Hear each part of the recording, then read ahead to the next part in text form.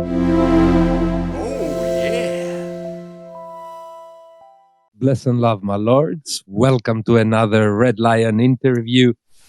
We are coming to you live today with Empress Trash. Welcome, my dear. It's such an amazing honor to have you here with us today. You are the first returning artist to the Gazette.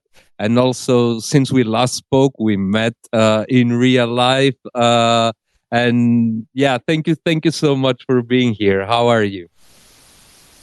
I'm good, and thank you. I didn't know I was the first at all. Yeah, the I'm first so returning honored. artist. Yeah, I'm so honored and stoked because Julie, she asked me to do the cat piece, and I was like, well, I've done Red Line before. Is it okay? And I didn't know that it was such an exception to have me do No, another we art want to drop. have more and more returning artists. It's just like the first time, that happens. That's awesome. Well, I'm honored. Thank you. Thank you. And I'm glad to be here. Thank you. Thank you so much for coming in. Last time, for those who didn't listen, we chatted about a lot of things. We got to know you a little bit. Let me give a little bit of a TLDR, but you can catch the interview on our YouTube channel. You mentioned that you have been a digital nomad, that you don't have any family. That's why you love your friends so much, and they mean so much to you because they are your family. And the only family member you have is your doggy. How's he doing? She's doing great. It's a she. Okay. Yeah. She's sleeping right now. Oh, nice. We went for a walk earlier, so she's chill for once when I'm doing the spaces. A lot of times she goes crazy, but she's good. Great. So, what you been up to this past month since we spoke? Oh, well, since New York. Yeah. A lifetime ago, right? Yeah, that feels like 10 years ago. Holy cow. I don't know. I've had my art in a bunch of places and I've been just grinding and doing the thing and trying to make it work. How's it going It's really with hard sales? well, awesome. Actually. Yeah. And I feel bad bragging, but I mean, what else are you supposed to do? Because I know a lot of artists are not having a good time. Mm-hmm. But I just posted last month the most 1-1 sales I've ever had in my crypto art career, in terms of just base value, and not just my crypto art career but my traditional art career too. Because you separate those two? Well, before I got into crypto, I always had this benchmark of I had made this much money selling traditional art in 1 month, one time. And it's I've never beaten that with crypto art. And even though it was only just 1 month that I had really good sales in traditional art, but it still was this milestone for me of can that ever happen in crypto art? The thing is crypto art is way more steady sales than traditional fine art world, where it's you get a sale every year or something. In traditional fine art world, here, even in the bear, it's people are get sales, at least something, periodically, as long as they have stuff that's affordable. And I know I do, besides having the crazy sales. So I don't know, but having that breaking that milestone was a big deal for me personally. So yeah. Love to see it. How is my audio? I'm trying a new mic. Do I sound good? You sound good. You sound great. You sound crystal clear.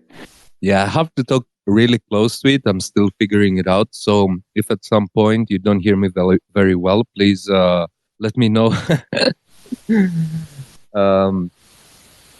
So you love to hear it, man. Doing well in sales and breaking your personal best from trad art. This is so cool. And I think art in general is doing very, very well. And I mean, like crypto art. And there is a lot of misery. There is a lot of dried up sales in general in the NFT space, but the art market, it's not thriving, but it's doing relatively okay. Would you say? I think so. I mean, I know some artists who were selling for like way a lot before have had to like bring their prices down to make sales. So I know like the top end is maybe having like feeling like a little bit of like having to like come down a little bit. Not everyone though. But I think like I'm personally in my bubble of it. I'm seeing more and more sales coming towards like emerging and middle artists. Like people really trying to like find like the ones who haven't like aren't selling for like $100,000 yet. Like people like really trying to scope out like, you know, the still affordable art, because that is really impactful too. Like like the money can go farther, but it's like impactful to people's lives. So that's my perception of it. But I do know also like I think there's less artists than there was last year at this time. But do you think the quality of the artists are higher though? Oh yeah, well I think the quality of the artist is higher, not necessarily that their work has gotten objectively better since last year. I think the quality of artists has gotten better because the ones that were kind of like, I hate to say half-assing it, but the ones that were just kind of throwing stuff out there and not really, they were just really here for only the money and not the art too. Like I think they've kind of, that noise is kind of gone. And like, so what we have left is like a lot of the artists who are really like, they care more about the art, but they still like deserve money and need money. But like, that's not like their primary motivation, because they've been like doing art for a long time and like they're gonna keep doing art. They just like are here doing it and they just keep persisting. And I think that's like, it's like the quality and like who is being heard more, I would say, than like the art getting better. If that makes any sense. Well, yeah, it does. In my opinion, and I remember it vividly when I joined into the space in 2020. Of course, I wasn't as educated as I am now about art. If I am, I don't know. But I was looking at crypto art, and there was an obvious quality gap between, let's say, digital art that you would find online and crypto art. Crypto art seemed a bit more basic. I mean, like people would be really impressed with more basic stuff, and as the more advanced artists and more intricate concepts started coming out, people were like super enthusiastic. But I think this transcended the space and got more people involved in, because they were like, oh, look, this, if this sells, I can sell. And then all the good artists started coming in. And now I think it's kind of obligatory. If you're an artist, I wouldn't say have to, but like it's better for you to have NFT presence, right? Well, if you're a digital artist, I think it's really important that you're here in general. And I still don't understand completely like the digital artists that hate on it all. But I'm not going to unpack all that because I don't completely understand it. But like, I think like also traditional artists like could benefit from being here too, just in like, we don't know where the future of the tech is going to go within the art world. And like, it could be like something that like just the NFT could become like a standard for certificate of authenticity or something. You know, like we don't know how, as the traditional art world gets to understand it more and more, we don't necessarily know how it's going to be adopted into it all. So I just think it's good for like all artists to be here and understand what's going on, because it is still in my mind in the 2 years I've been here and still now like the leading edge of like what is happening in the art world. And we're just still, like in my mind, waiting for a lot of people to catch up, but we still keep moving forward at the same time. So it's like this like little like cat and mouse game almost of like, are they ever going to fully catch up as long as we keep pushing the edge forward and forward? Like I think about that stuff all the time, but I think they will. And I think how all of it plays out, like we don't know completely, but I think, I mean, I thought when I came into this 2 years ago, I thought this would majorly impact the art world and it would majorly change like how a lot of things are done in the art world. And I think we're just starting to see that happen. So, and I think it's going to continue to happen and grow personally. As long, I mean, like, You I'm are gonna keep trying optimistic. to. I'm optimistic. I am, like, but I always have to be. But also, like, I looked at like, I always bring up like I looked at like the Art Basel data of last year of like art sales by high value collectors. So collectors that like are like have over like $1 million or like a few $1,000,000, like millionaires and billionaires essentially. This isn't like everyday average collectors that they survey.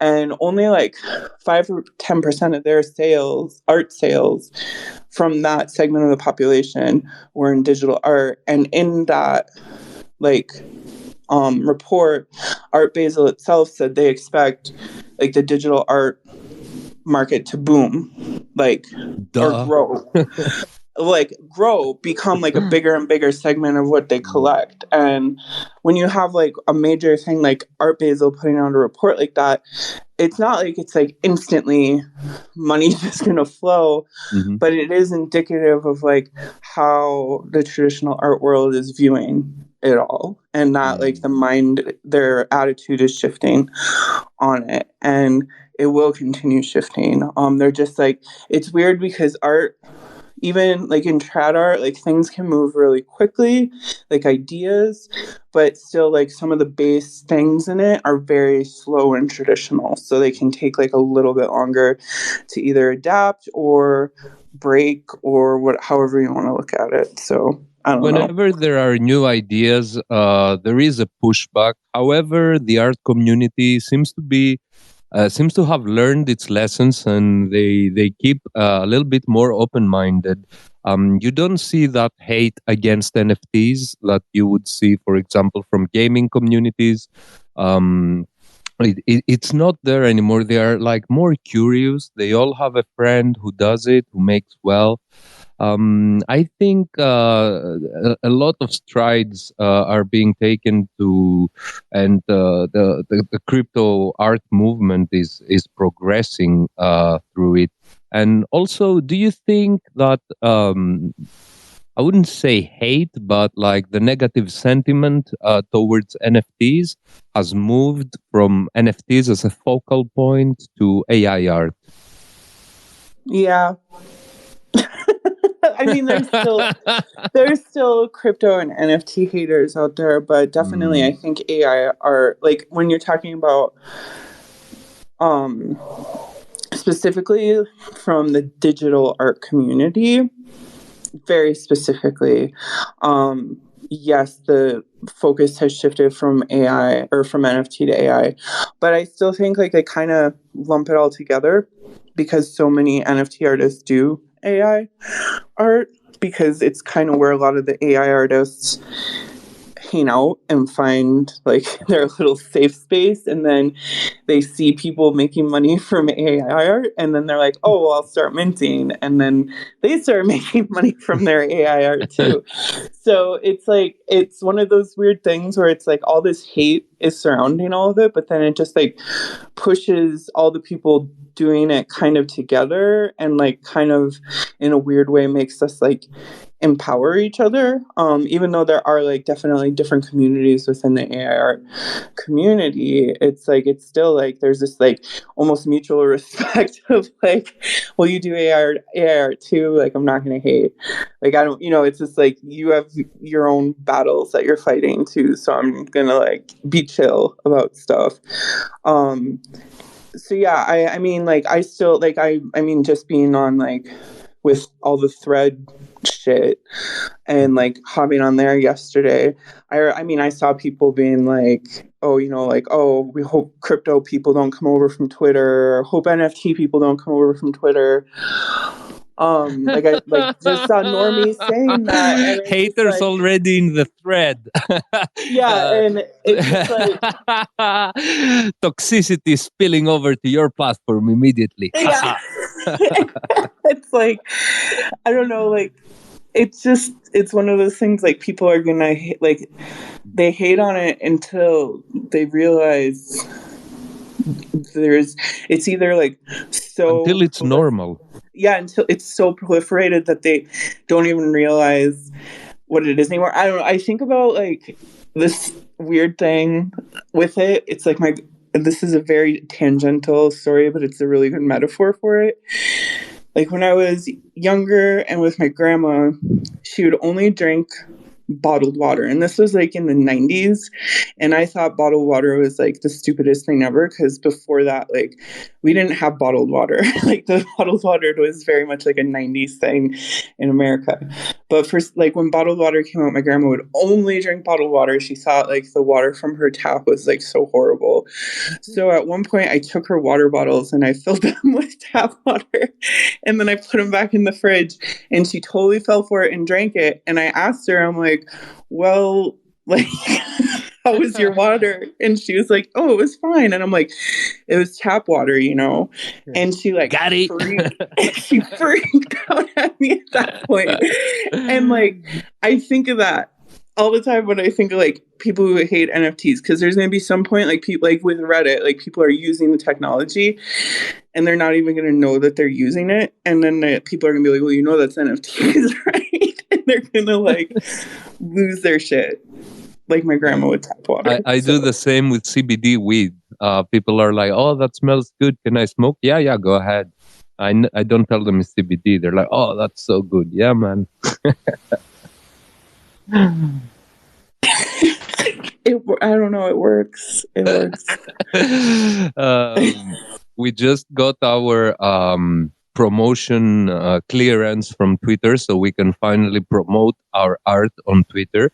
And we were experimenting with some promoting some tweets, getting more visibility, and some of it backfired fast because it was promoting it to people who were hating NFTs because they were commenting on NFTs and stuff. So we got some hate immediately, I thought it was hilarious. But yeah, what can you do? Any engagement is good engagement, right? Any press is good press. That's not true. I know it's not true. It's just me trying to be an optimist again. Yeah. But it was funny. What is something? As you said, you are optimistic, and myself also. I want to consider myself as a relentless optimist. Because I don't see reason to think that things will go more bleak or whatever. It's not a happy life. But what is a few things, if one thing, if not many things, that excite you and you're looking forward for this space? The space in general. I actually, because there's like my little bubble, which I'm like in so much, and I have so many projects that I'm working on that I'm really excited about all of them.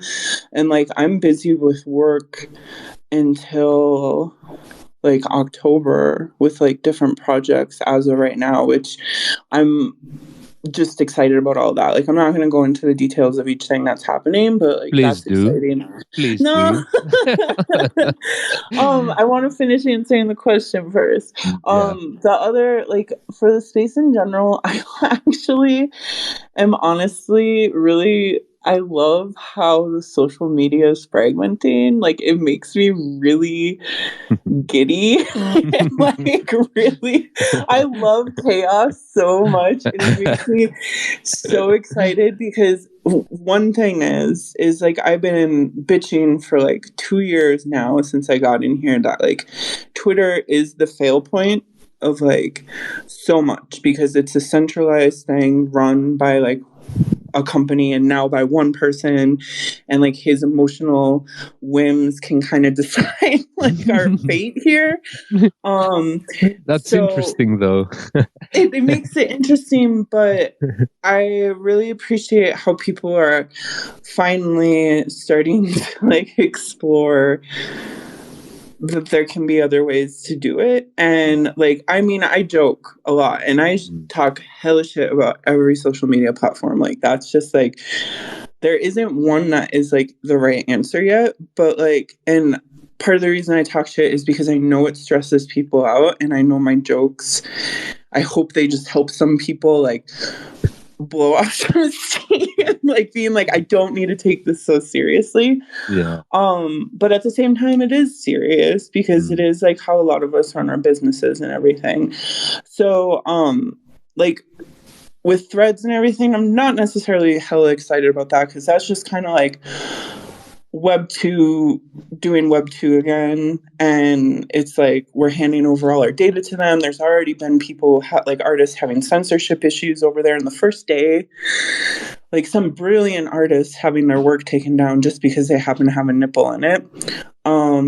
And like, there's a lot of issues in general with Meta as a company, and it's not saying the technology is bad over there, but it's some of the ethos behind the technology, and specifically to how they use our data and the censorship issues, which doesn't make me like hella excited about it. But it is like a redundancy that I get, like alleviates some stress, because it's like, what if Twitter does go down? It's like, yeah, it's like kind of jumping out of the pot and into the fire, but it's like, at least there's a solid redundancy now that is like viable to like continue like our communication as a community. When it comes to like the other ones out there, so there's Blue Sky and Farcaster are the other two that I've been like looking at, because I just like seeing what people are doing over there. There's also Lens, right? Lens I haven't gotten on yet, but I probably will at some point when I just have like bandwidth expanding moments. There's Lens, and then there's also Mastodon, but Mastodon I've known about for 2 years and I've not been excited about, because it's, to me, in my mind, it's like highly regulated like Reddit, where it's like it has each server has like people who will just take stuff down. It's also very anti-crypto and NFTs over there in general. People can start their own things, but then it just, I don't know, it's just like, it doesn't feel right to me. That's the best way I can say it, but that's for me. It may be right for some other people. Lens I haven't been on. Farcaster is probably the one that I'm most excited about, because it's like already wallet integrated.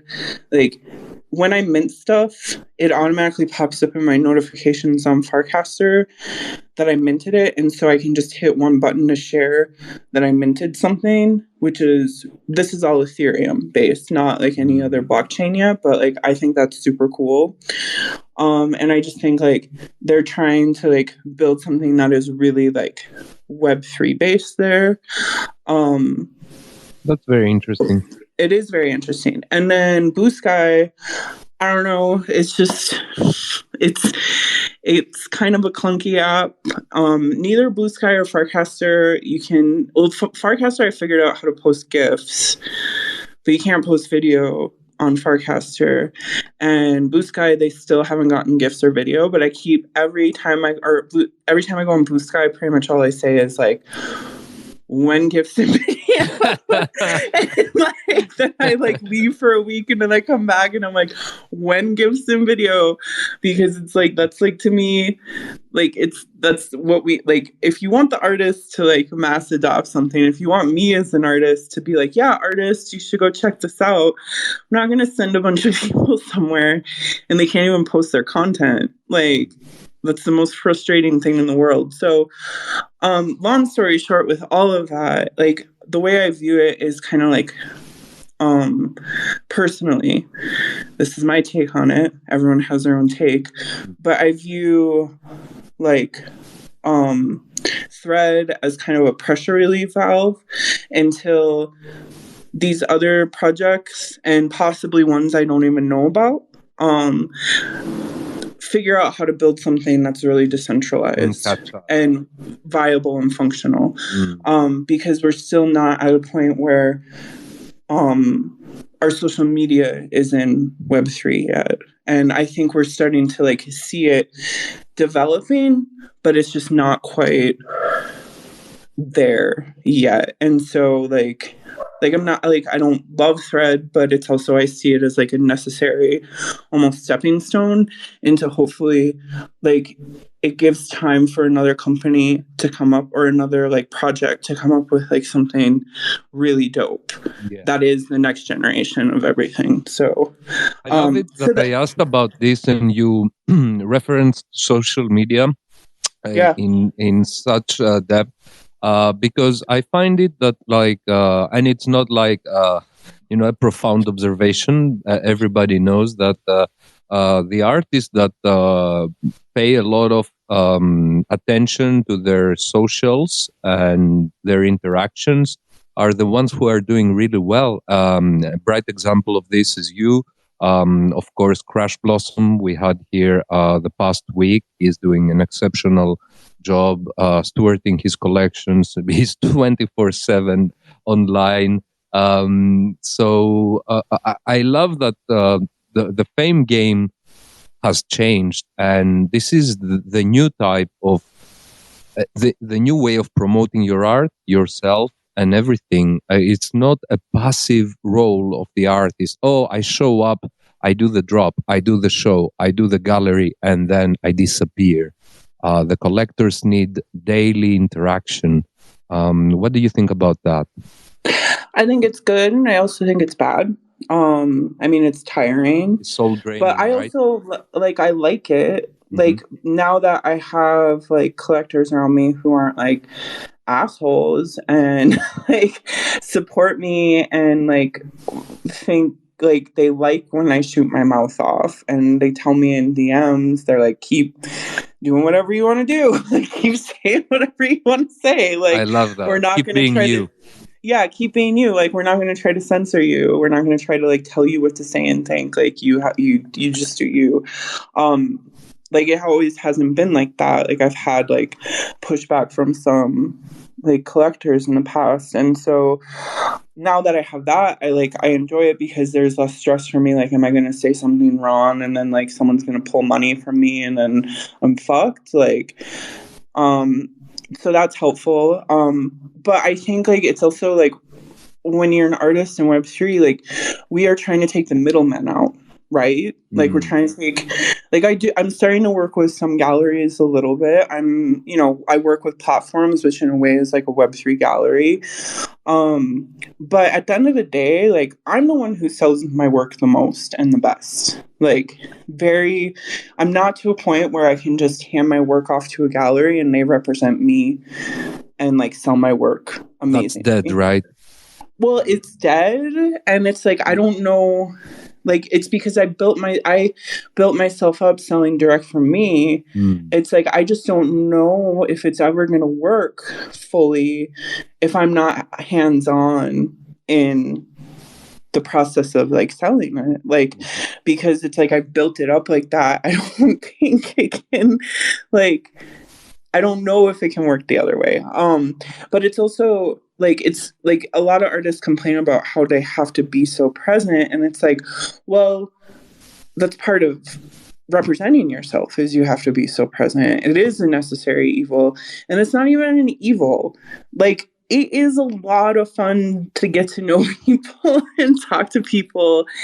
And like, I mean, like, there's people all over the world I talk to on any given day. And if that isn't exciting, then maybe you're a little dead inside and like apathetic to the wonders that of like what the fuck is even happening around us. It's just like at any given point, like I'm like talking to like artist friends in Turkey and artist friends in Brazil and a collector in Japan and like talking to a gallery in Korea and like while like working with some people here in Mexico City on stuff. And it's like, and that's just like a little bit of it. And then it's like, I don't know, like to me, that's just like super magical and wonderful. And it's like, I cherish that and I find like joy in that, even though like talking to people all the time isn't necessarily like, I'm kind of an ambivert that leans to introvert. So I need my time by myself, but it's like when I'm on, like I love it. And I don't know. Really cool. Yeah. And it's like, I think as an artist, it's like, if you want to be in this space and represent yourself, you have to learn how to represent yourself. And it's like, otherwise, like you have, like you're sitting and waiting for someone else to sell you. And it's like, people aren't gonna. Like, that's just like, people aren't like, there may be someone comes along, but you're gonna be playing like, then you're just waiting and waiting and waiting instead of like realizing the whole time you could have been doing it yourself. So yeah, exactly. Take life into your own hand. That is not only Web3. This is common wisdom, right? Yeah. What grinds your cheese in Web3? What makes you say, "Oof"?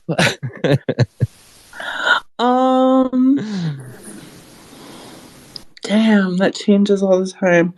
I still think there's a lot of it's gotten better, but there's still some fucking racism and sexism in this space that's really ugly. But that's also not just a Web3 thing. That's a world issue. So for me, it's like really hard to be like, oh, that's like fuck Web3 because there's a few racists in it. It's like, well, fuck America because there's a few racists. No, but that's like everywhere. It's not just Web3 or America. It's like that is the way the cookie crumbles all around the world. All around the world. And it's like not trying to excuse that behavior at all because it does grind my gears in Web3 or out of Web3. But it's definitely like, if it's something that like it keeps being addressed and we keep addressing it and people keep addressing it, and it's always like this back and forth conversation. And I think like it's good because I don't think like if people are racist, I actually kind of appreciate them when they're just blatantly racist because then shit can be talked about.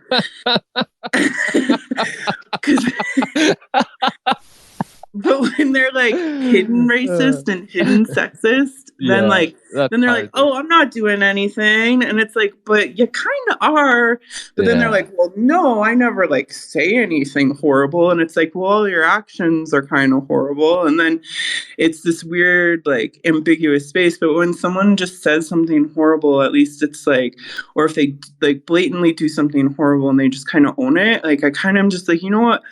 Like I'm not applauding that, but it's like I'm grateful because that's like it takes some of the like barriers away of addressing the issue, if that makes any sense at all. Yeah.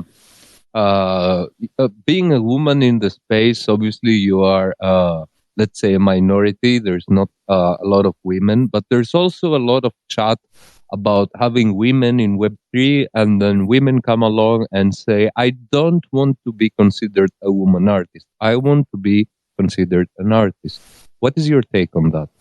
I don't like, I like being called an artist. I don't, because we don't go around saying male artist. We don't go around saying men artists. We don't go around saying... That's such a... easy point that is impossible to get through the thick skulls of men, right? But and so here's my here's my ultimate take on it, and why I prefer to be called an artist, because I don't want to just be I want there to be equality, don't get me wrong, but I don't want to just be lifted up because I happen to be a woman. I don't want it to be reverse what's happening. It's just just because they're a man they get ahead. It's I don't want it to be just because I'm a woman I get ahead. I want it to be because of my merits. It's just I don't want there to be these undue barriers in the way and prejudices because of my identity. And my identity is important to who I am as an artist. So I don't want to just strip it away and be I'm an anonymous, because gender is predominant in all of my artwork. It's my name is gendered even. And celebrating the feminine form from a feminine perspective is 80% of the work I do. And so if people are coming at it with a prejudice of well, it's a woman doing work, it's that's automatically a leg down for me. And I understand having women spaces and why people do it, and why people put these women only shows on, and they have helped me, I will say that. But they also feel oh look at what these cute women can do, and look at how good. It's almost patronizing in a way. I agree 100%. I agree 100% And what feels really good is when I'm just in a show because it's a glitch art show and they want my dope glitch art in it. Or I was in the Unit London pixel art show and because they just wanted my dope pixel art in it. And I was in the Korea show that Patrick curated because I just make dope glitch art and he felt it was important I was in it. And that feels good when it's just oh, look at these dope artists. Or when I'm on Super Rare and it's oh, look, she's I'm a top 10 artist again. And it's it's not top 10 woman artists on Super Rare. It's just top 10 artists for the day. Exactly. And that feels good because it's oh, look, I'm an artist. I'm not just this woman artist. I'm not just a queer artist. I'm because coded in our language even is even internalized in women and people who are marginalized is this idea that woman is lesser. And it's especially as a white woman, I was very much taught that women are lesser. So for me, it's I don't want to strip away my identity, but at the same time, I want my art to just be celebrated for being dope. I agree 100%. And, yeah, it's a the male audience. Oh, sorry, go ahead. It's a hard line to traverse because it's not just it's not just a black and white issue, which is part of why we went with the name Beyond Binary. The Sotheby's thinks it's we're trying to get there's this spectrum of nuance that happens that needs to be explored and expressed, and it's not just male, female, black, white, gay, straight. It's not just that. There's so much. Yeah. It's not just one thing that defines one person. And when they boil it down like that, kind of feels patronizing, as you said. Imagine to the male audience, imagine if you're an artist or whatever, and you do something good and people come to you and say, oh, that's so nice, that's so cute. Let's put you in that space with other boy artists. How would you feel? And this is how women feel when they get those requests. Not always, not everything is the same. Some of it is respectful. Some of it comes from a genuine point of view. But I totally support that there shouldn't be a distinction. It should be just celebration of skills and concepts and art and what we are here to look at, But I can't remember if I asked you the last time, where does the name Empress Trash coming from? I mean, it's really complex, but it started in my 20s. And I mean, I'll tell the long story. Like, it started in my 20s because How old are you now? I'm 40. I just All turned right. 40. Yeah. 20 years ago. Yeah, but the trash part didn't come till later, but the Empress part came in like my 20s because like I was studying, there's a religion called Discordianism, which is actually like an anti-religion. And in it, they're like, everyone's their own pope. Like anyone can be their own pope. And like I remember a friend like explaining it to me who was like deep in it, like almost culty in it, which it's like it's weird because it's an anti-religion, and so it, like to take it to a culty point is kind of the opposite of it. But like he's like, oh, anyone can be their own pope, and I'm like, well, I don't want to, I'm not a pope, I'm an empress. And like I just like immediately responded with that, and that always like stuck in my head. And so this idea of like calling myself empress, and then there actually I like learned through that there is well, I learned before that there was this guy named Emperor Norton in San Francisco in like the late 1900s, early 20th century, and he declared himself the Emperor of the United States and Protector of Mexico. Fuck And yeah, that's my boy. Yeah. That's how you do it. Yeah, and he made his own money, and people in San Francisco took it like for like as payment from him. There's rumor I like lived in San Francisco for a long time, and The there was granddaddy of grifters. yeah, well, I actually made him the patron saint of crypto. Like I like made an NFT of that and like gave him that because I'm the empress, so I can like I'm saying I can give people sainthood, and I'm giving him the patron saint of crypto. But well, if you want to write about that story, we would be so happy to publish it. These are really? nice stories. Yeah. If you want to No, write I would about love to write the Emperor Norton story, like how he almost prophesized crypto, and and he also would shitpost on like other royalty. So he would write letters to like the Queen of England and France, and he would like try to get them to marry him. And like I'm like, he's shit posting. That's all he's doing. Oh my god. Shit poster, grifter, and social media person, social person at the time. Yeah. Fuck yeah. That's my boy there.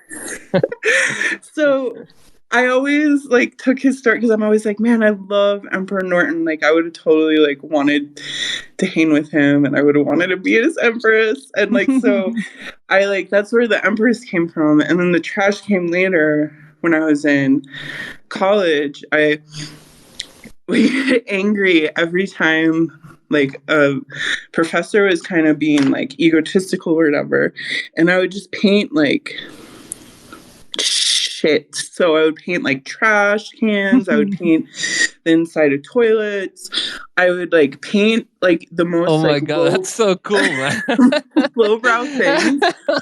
But I would like take the time to like render it perfectly, like because I'm a really good painter. Like I'm gonna brag about that. Like I'm a really good painter, and so I would like paint it so meticulously perfect. But it would be this like the subject matter would just be like the lowest brow stuff because like rotten fruit. Like I did like a rotten banana once, and I like titled it like the decay of patriarchal society, or how I learned to love banana. Man, dick. that's conceptual. That's really good. That's good. I love conceptual art. Yeah. Yeah. But like I would do that so much because it would be my way to like say fuck you to them, because it's just like I didn't like some of what they were throwing down at me, but it's like I still would do to the letter what they were asking. So it's like that malicious compliance. But like anywhere I could budge to like fuck with them, I would. And anti-establishment. Fuck yeah. Yeah. So, and then it culminated in, so one visiting professor I had was Matthew Bollinger, who's actually a really prominent painter in the New York scene now. Mm-hmm. And he and I like did not like get along at all. And by the end of the semester, he wanted us to paint a self-portrait, which I'm not a fan of self-portraits in general, but like, because I'm like, well, all art is a self-portrait. Why do I have to paint my physical form? So I painted myself as an empress, but I had like trash on me and stuff. And Where so I is had that like piece? Where is that piece? so I ended up cutting that up and re-sewing it together for my BFA show, but I have pictures of it. I have it like on my Medium. Like I have an article with like written of all that stuff. But Have to essentially, like dive I had a towel for a cape, and I had a cardboard paper towel tube for a scepter, and I made like a crown out of cardboard, and like I made myself Empress Trash, and I did this like life-size portrait painted like as well as I could paint it. And I just always remember the look on his face of like absolute disgust and actually like absolute like How awe. old was he? He was like maybe like 5-10 years older than me. I don't know. Mm. Like we may have been the same age actually, because I was in Oh, college really? later. But he went up to it and he just like so many mixed emotions on his face. And finally he like turned and looked at me. He's like, "This is a master level painting, and I can't like say anything to like tear you down right now." Good. You did him good. I did him good, because it's like he wanted to find something, and like he could have probably found something, but it was like he saw how much time and effort and how much skill I put into it. It was like, for me, it felt like I won at the end of it all, because it was like this battle of wills all semester with him. I was always fighting with teachers too. So I relate to that. They are always fucking wrong. They are, until years later and you realize maybe they were trying to teach you something. Yeah. I still say to my mom, when you were going to school and they were telling your kid was an asshole, it was them who were the assholes. I was telling you since then. I still remember it, you know, I still hold it. But it's absolutely true. But yeah, so I wasn't calling myself Empress Trash then yet, but that's like really when like she actualized, like came out, was like when I painted that portrait, and I'm like, whoa, that's like the Empress of Trash. And like I kind of sat on that for quite a few years. And then fast forward, I was living in Oakland and I was running shows out of my house in Oakland, and like art shows and music shows and like fundraisers and stuff. And so people would come and dump trash right by my house. I lived like right at the base of the Bay Bridge, where 80 and 580 interchange, for people who like are familiar with that area. And I was right off of the freeway, like literally like the freeway exit was like a block from my house. So people would come off all the time and just dump trash. So I would go out and pick through the trash, and then I'd bring it back and I'd make stuff from it for like installations for these like art shows and stuff. Or I would make like mixed media work, incorporating like the found stuff in it. Like I just did like all sorts of stuff with trash. And that's like really like someone started referring me randomly as Empress then, and I was like, well, I've always kind of called myself that, and like I just never like said it. And so I started just calling myself like either Trash Empress or Empress Trash. Like I would flip the two, because I never like could fully decide. And it wasn't actually until like a year, like a few months into crypto, someone was like, well, which is it, Empress Trash or Trash Empress? And so that's when I decided like Empress Trash, like having it that way. But yeah, that's like when like she really like in that house in Oakland is when I really started expressing myself as that, like consciously. Like I think I always was kind of doing that type of stuff. I just wasn't like consciously thinking about like what I was doing. And then I came into crypto, and I didn't even know there was trash art people here. And then I found that there was trash art people here. And I was like, but trash art had a different meaning here, right? But it's different, but it's the same at the same time. Like that's the weird thing. Is like there's so much that is shared, but it's like almost like it's like two journeys to like coming to the same conclusion on things, if that makes any sense. Yeah. My brother is a product photographer, and while he was doing photo shoots, I was telling him, you see those very ugly trash cans. We have them everywhere in Greece, overflowing with trash and graffiti on them. They are horrendous. I was telling him he should be taking pictures of those, make a nice collection at the end, you know. And he was like, "What? Are you serious?" And then he took like a few of them, and he kind of liked it. See, it's a thing. But yeah, trash. I think I asked you last time. Like, the question was, "What is trash art for you?" Because trash art doesn't have a real definition, right? No, I mean, like, we try, but it's also like It's all trash. it's all trash, and it's like, so here's the catch-22 with it. It's like you have a decentralized art movement where each person is empowered to make their own interpretation of it. That is the core ethos of it. And then people are like, well, what is trash art? And it's like, well, it's different. Like, there's no like set thing. So I don't know. Like, that to me, like, it always boils down to that. Like, I mean, I say it a lot, like, there's the mimetic quality, which is the toter, but then there's also like, which is like Rob's thing, but also like when he created the toter, it was like the photomosh was the aspect of it that he was like hitting on, which is something now I've really taken on to for like the last like year or so, year and a half of like really like working in photomosh and like doing art with that, because I wanted to take that idea and be like, okay, like let's take this like perceived as low effort software and like make it something more. And like anymore for me, like trash art is just like, when I'm doing it, it's about exploring like the things that like I'm throwing away from myself and like intrinsically, but then also it's like about accessibility. So it's like I want to make sure like whatever I'm doing is something that would be accessible to a lot of different people within technology, and I just want to try to like push it as far as I can. And it's like the fact that like I had a photo mosh piece in Sotheby's to me is like, that's like Empress Trash, because it's like bridging the like bougie world, but with like the perceived Oh yeah, lowbrow world. you had a piece on that auction, right? Yeah, Congratulations on that. That's huge. yeah. And it was a photo mosh piece. Oh, nice, nice, That's nice. I love it. I love it so much. I love it so much. That's so cool. it was AI and photo mosh because I specifically wanted like those two very like Because considered. you wanted to show that the dissonance will never leave your head. Yeah.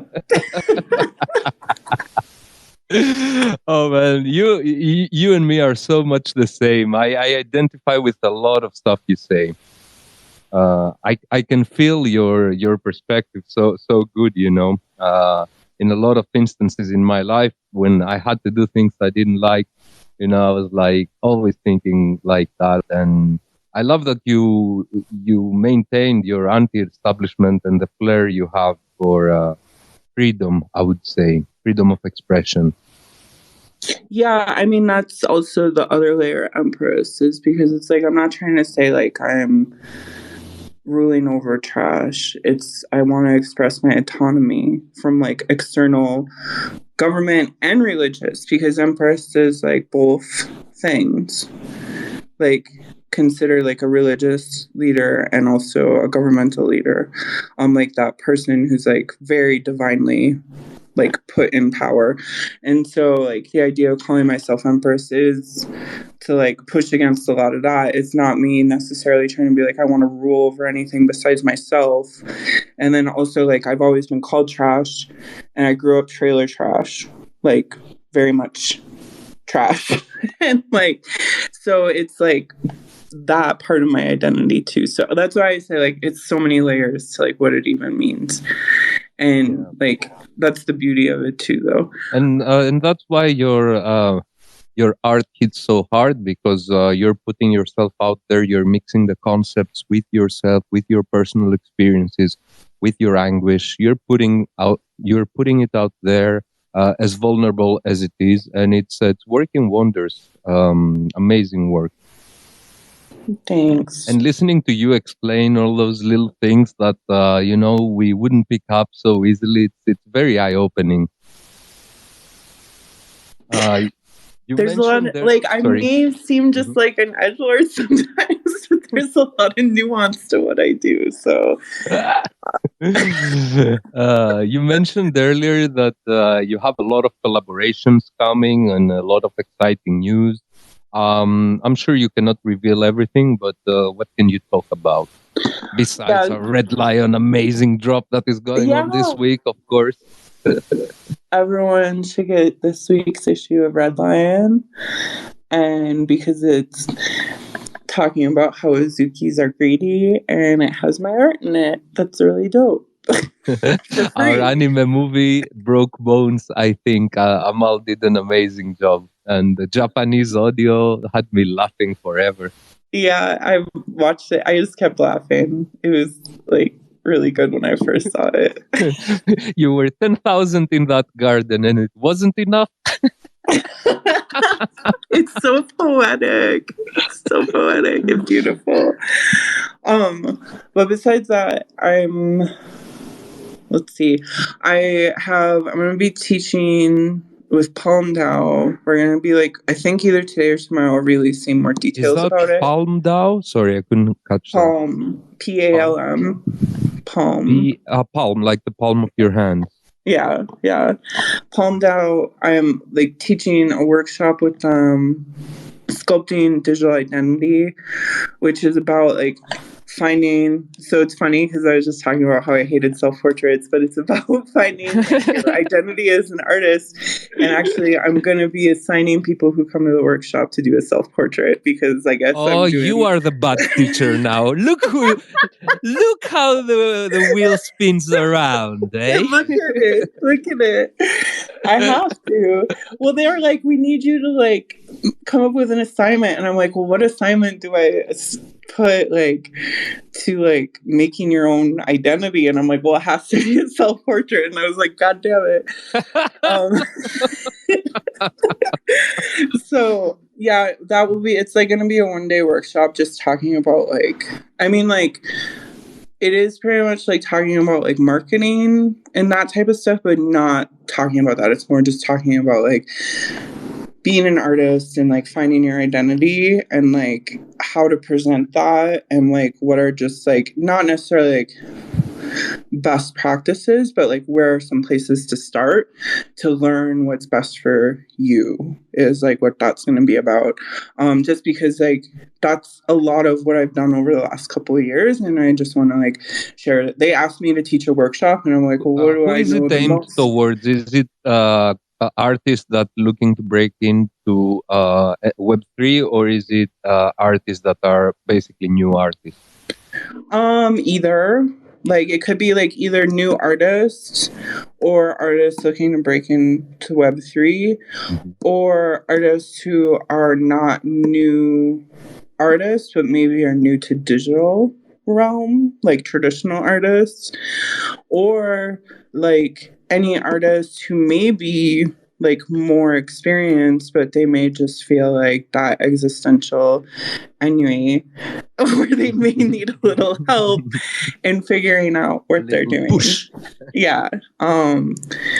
Yeah, it's up for all of that. So we'll be releasing details about that. That will be later this month. That workshop will be happening, but sign up for that. We'll be releasing today or tomorrow.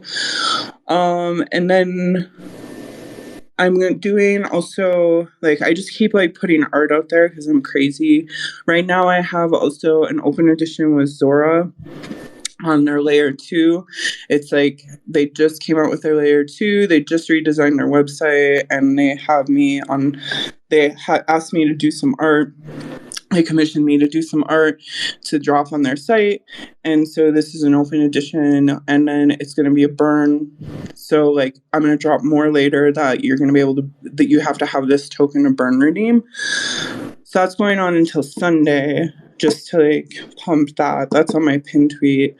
And then also I'm going to be doing a big charity drop at the first week of August through ChangeDAO, And we finally pinned a date down of the first week of August the drop is going to be. And that is going to be, like, the art is going to be a little bit different for it. It's a little bit more, like, personal. It's a little bit different of a process, because I'm exploring, like, my childhood traumas with it. And the money being raised for it is to help a organization here in Mexico City, Art Pro, who does, like, early childhood intervention of, like, mindfulness and art therapy for kids who kind of went, like, I'm like a survivor of like sexual exploitation and stuff as a kid. And so, like, some of the kids they help are that.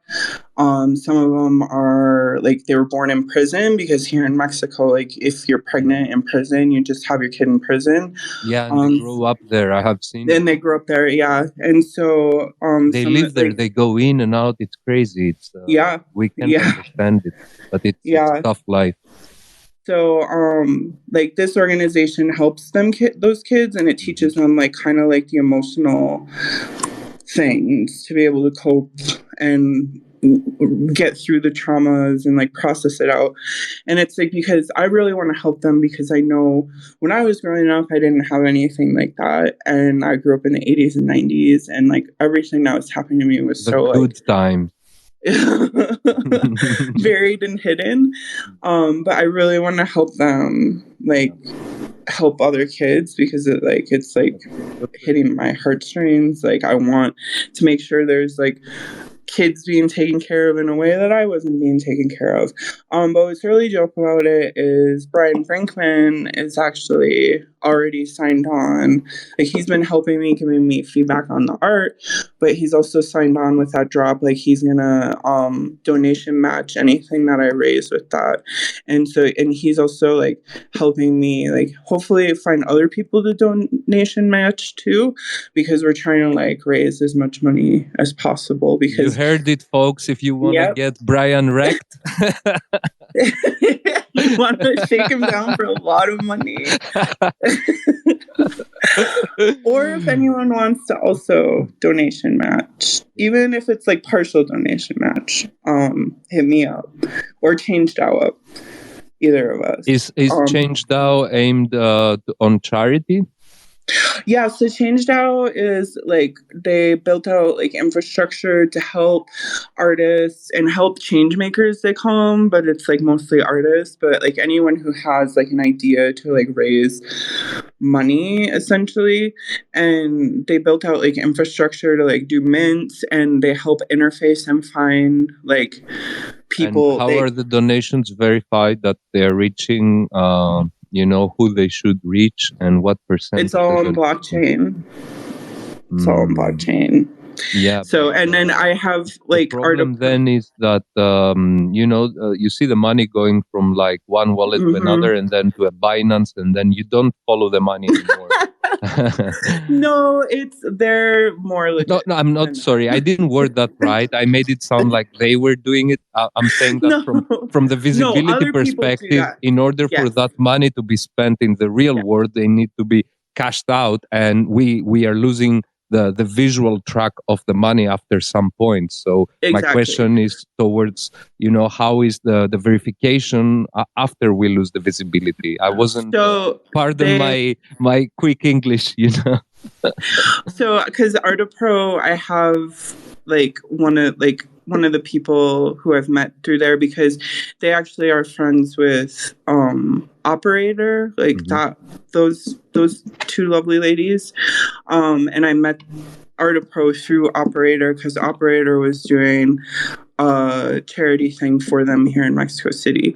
So that's how I met them, and I was like, well, they must be they have to be an okay organization, and I ended up looking into them more. But they've also been in on the meetings with everything, with, like, organizing this drop, and, like, Change DAO is kind of handling a lot of it, but, like, they are figuring out, because there are issues with, like, money going into like Mexican banks, like because like some of the charity donation people don't like not changed out, but some of the like partners that they work with don't deal with specifically Mexican banks. Like they'll deal with international banks in Mexico, but not Mexican banks. But anyway, that's like a whole long story of like stuff I don't even completely understand.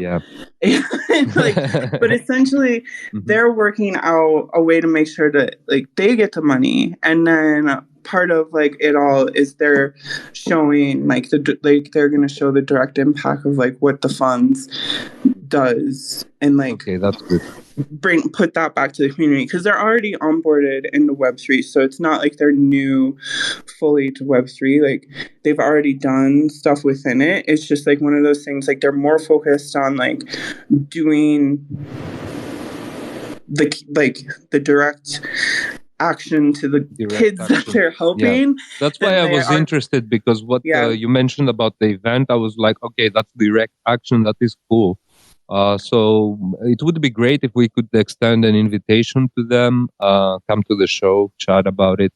We're planning on like towards the end of the month, we're gonna have spaces and have them up to like talk about stuff and everything too.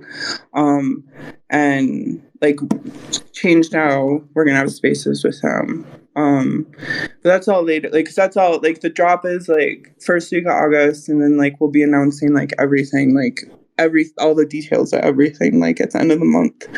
So yeah, I'm excited. I will donate to that. Maybe you have to nudge me if I'm sleeping at the time, but I will donate to that. It's a nice cause, and it's helping people with trauma, and this is exactly what we do every Monday. You know, our show on Monday, how's it called? What's the show on Monday? Our show on Monday, it's called NFT Trauma Dumping. I've seen that. I forgot that, but I've seen that. So yeah, definitely. But besides joking, it's a sweet concept, and yeah, definitely would like to help there where we can. But that's so cool, man. You have a lot of stuff coming up. So busy. Where are you traveling next? I don't know yet. I'm here in Mexico for a few. You like it in Mexico City? I mean, I like never leave my apartment. I'm always working. I never like do anything or act human.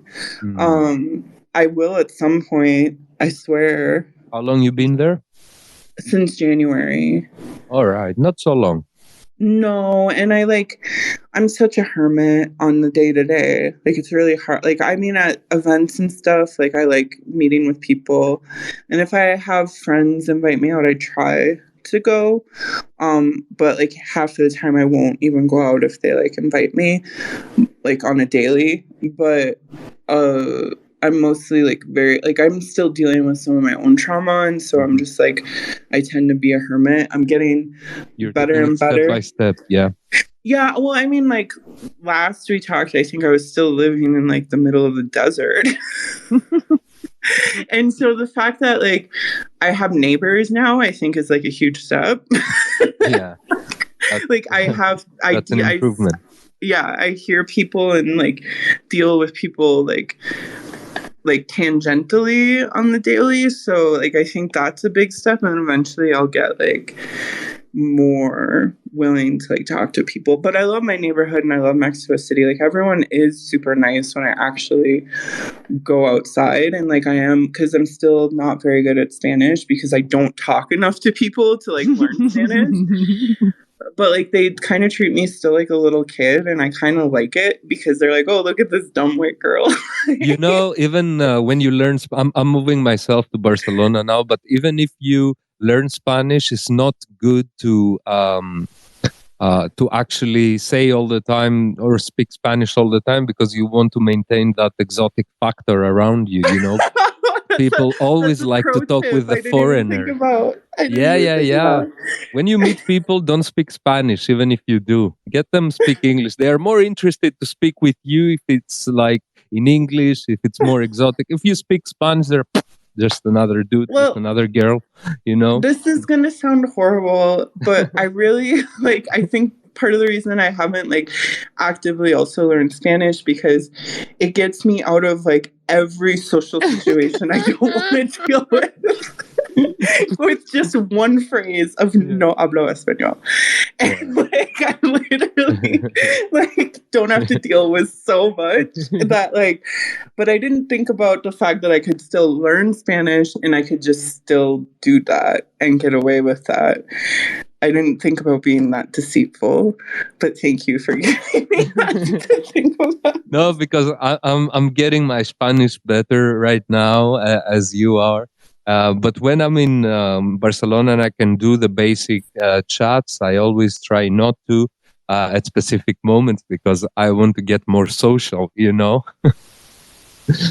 And it fucking works. But, yeah, are you hitting any conferences? I don't even know what's coming up. Well, we did so many. I mean, as NFT people, we did so many in the first half of the year that now I think everybody's a little rusty. Well, and I didn't go to Lisbon because I didn't get paid out by Sotheby's in time to be able to afford to go to Lisbon. Oh my god! Yeah, that was the which I told one. them, I bitched at them about, and I made them feel bad, and I said it with like on a thread with a bunch of collectors. I'm really mean, but it was no, like, I think I remember that thread. It was a thread that nobody got fucking paid yet, right? Yeah. Yeah. And then, but I don't know. Like, I'm thinking of like there's something I'm working on possibly in Chicago. I may go to Chicago because I do actually leave I have to leave Mexico every 6 months and come back because of like how visas you work don't here. Want to be an illegal, right? Yeah, but it's really easy to be legal here. You just have to leave and come back, and then they don't even like if they see stamps from previous, they don't even charge you again. Like they just stamp it again and put a new date. They're just kind of like whatever. They know like we're dealing with a lot of crazy shit in America, so they're kind of nice to us at the border. They're like, yeah, we get Chicago is a great city. I've never been, but it's the third largest city in U.S. Yeah, City. I mean, I grew up in the Midwest. Yeah. So yeah, Midwest best people, I think. Sometimes, yeah. If they're good people, they're the best people. If they're bad people, they're like Jeffrey Dahmer and stuff. So they kind of go to either extreme. Can go. It's a spectrum. It can go both. It is. It can go both ways. But yeah, so I'm thinking of going there. I mean, like other stuff I can't talk about. I'm thinking about going there. That's like the most vague statement ever. But I don't know. It all depends on how much money I have for stuff, if I'm going to travel or not. That's always like the baseline is like travel is expensive. And then I'm like, well, are you going to make me pay for it? Or is someone going to pay for it? Because you're traveling with your dog? No, not flying. I'm not going to fly with her. She's a Rottweiler. Like I flew her from Baja to Mexico City, and I'm never flying her again. She was afraid, hey? Well, it's like she was okay. It was the airlines treat you crazy when you have a Rottweiler Pitbull mix. You're trying to like fly. I can imagine. Yeah, they just don't like that. And I had to like argue a lot to get, because I'm like, well, I'm moving to Mexico City. I'm like, what am I supposed to do? Just like release her and like ditch her here at the airport? And like I had to like go full Karen to get my like, dog on the airplane. So and I'm like, well, that's worth fighting for that. It's worth fighting for that. I was like messaging Max Capacity the whole time. So I was like, what the fuck is happening right now? I'm like, I don't know if I'm gonna get my dog to Mexico City. And he's like, no, you can do it. And then like when I got to Mexico City, he was like, look at how much of a rock star you are. You just got a Rottweiler on a plane. And, like, you just like did that. And I'm like, I guess that is a pretty rock star move. Yeah. But I joke, I'm like, I'm not flying with her anywhere unless someone gives me like a private plane to fly her. I'm not flying commercial with my dog. Otherwise, Well, I mean, I'll you fly want to fly the commercial. Empress? You fly her like an Empress, right? If you want my dog with me, it needs to be a private plane. If it's just me, I don't need a private plane. But my dog specifically needs a private plane. I love it. I love it. I think we covered everything. Is there something you would like to touch before we close up? No, just like be cool to each other. I don't know. Don't get so mad when art sells for a lot of money. That's everyone gets so mad. Yeah. Be thoughtful and love. Everybody love everybody. And just keep making dope art and putting it out there. But be kind, but take no shit. That's about it. And don't let racists be racist.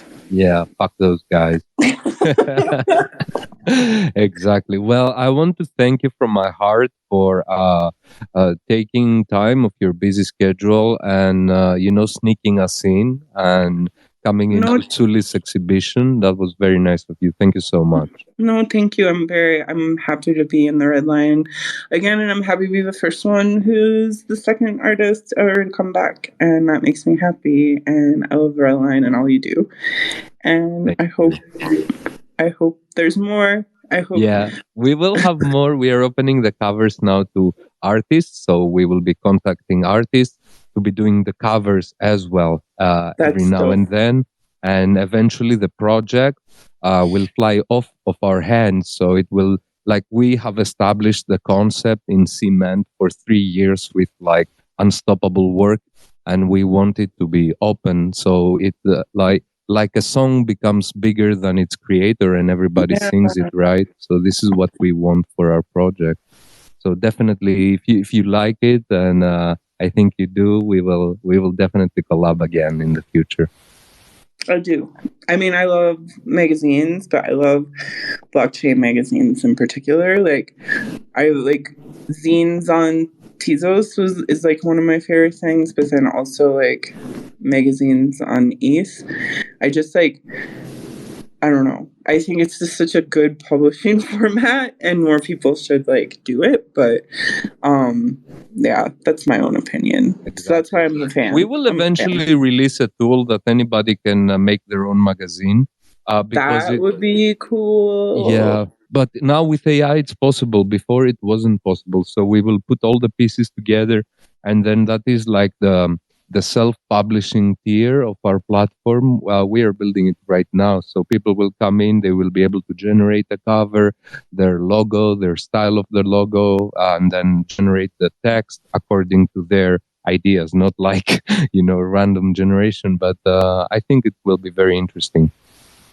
Well, I just like immediately think of like, because I love like when like comic book shops and like because they always have like the zine section where you get to like look through like all the locally made zines, like the underground ones, and like go through them. Or if you go to like a fancy bookshop, they have like the magazine rack, and it's like if you like, I immediately just think about like having like a place to go, like where can I look at like what everyone is publishing, and like kind of like browse through different zines and like magazines. Like that would be super cool, and I would spend personally time there. And like because I think there's a whole zine culture.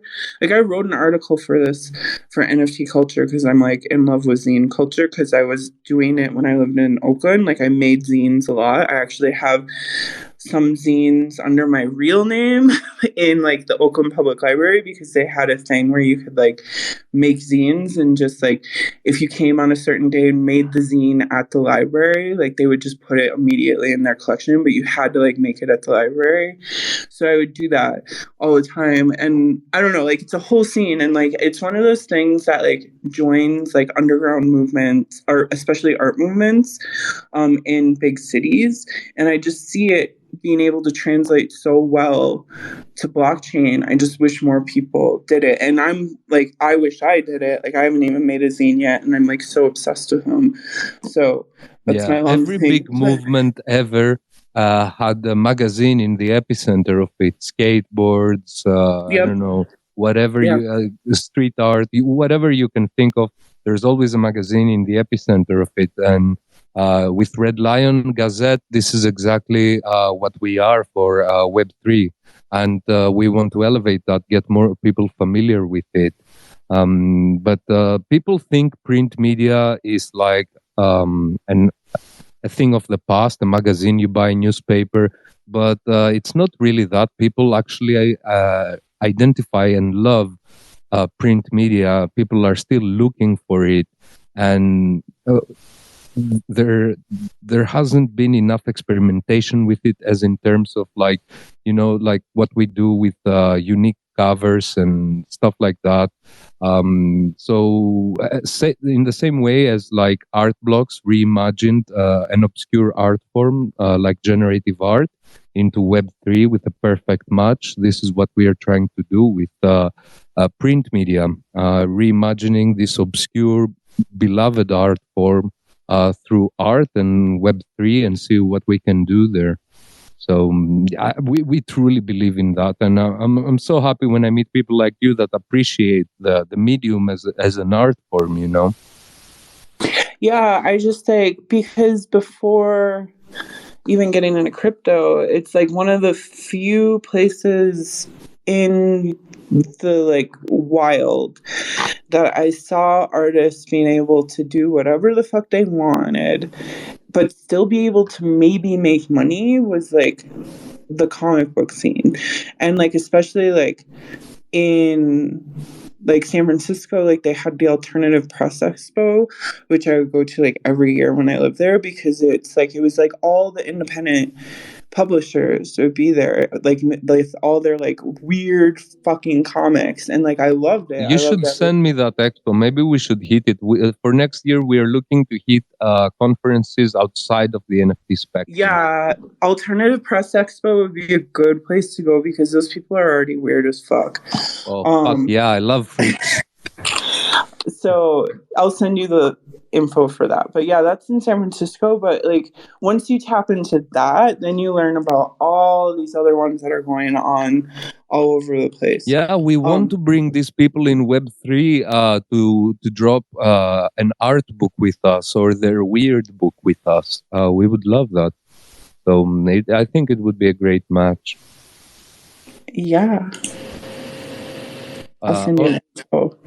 Yeah, you will send me. All right. So thank you so much for coming to chat with us today and dropping with the Red Lion Gazette. It's such an honor. And I'm looking forward to our chat next. Where will you be? What will you up to then? And yeah, we will definitely follow up with Palm DAO, Change DAO, and the article that you said you will write. Oh yeah, yeah, I'll write something about our favorite guy. Yeah, I'll write something about Emperor Norton. Definitely. It may take me a few, but he's dead. His story isn't going to change. But I'll write it. No rush there. All right. Thank you so much for coming in. Thanks everyone for listening from live or at home later on YouTube. We love you all. Check out our work at the Red Lion. We do a lot of stuff. It's all really cool, and it's super cheap if you would like to collect our wonderful work. Definitely go follow and check out all of the stuff that Empress Trash is doing. Everything she touches is gorgeous. So definitely go check out that work. Thank you so much. Bless and love. Have a wonderful day. Thank you.